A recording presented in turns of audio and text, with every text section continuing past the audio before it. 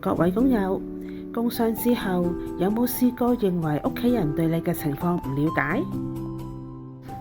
自己對前景亦都充滿咗焦慮，又甚至乎種種嘅心理壓力引致到失眠。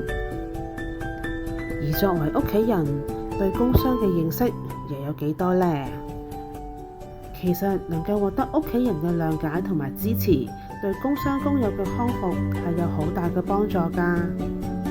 而中心喺南華早報聖誕愛心大行動嘅資助下，推出咗關愛聯繫工傷工友家庭支援計劃。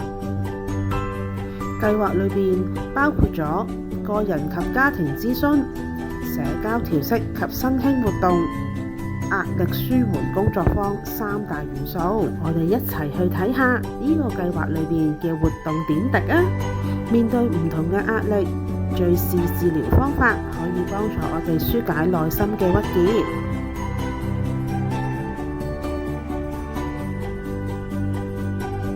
而參與新興運動呢，更加可以有機會俾工友舒展身心。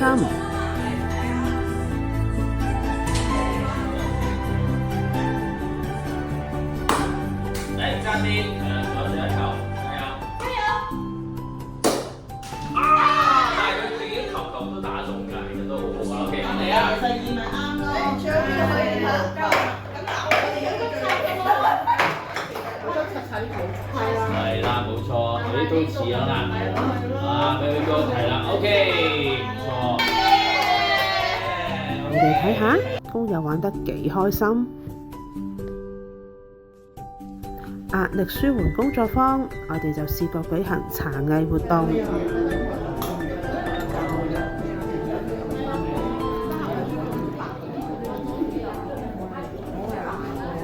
有型啊！我屋企嗰個我係咁死。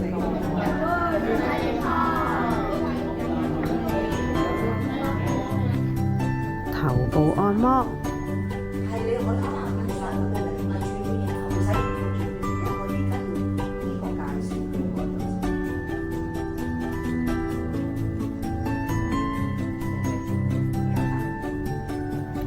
工友間呢，更加係互相練習㗎。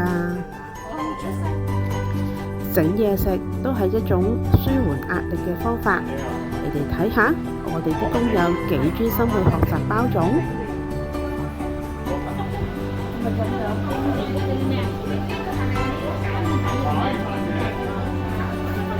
以上嘅活動全部都好歡迎工友同埋屋企人一齊參加。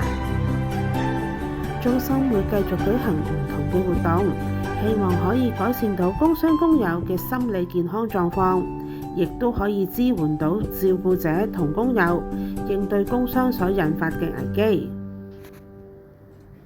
大家要繼續留意我哋中心嘅活動通知啦。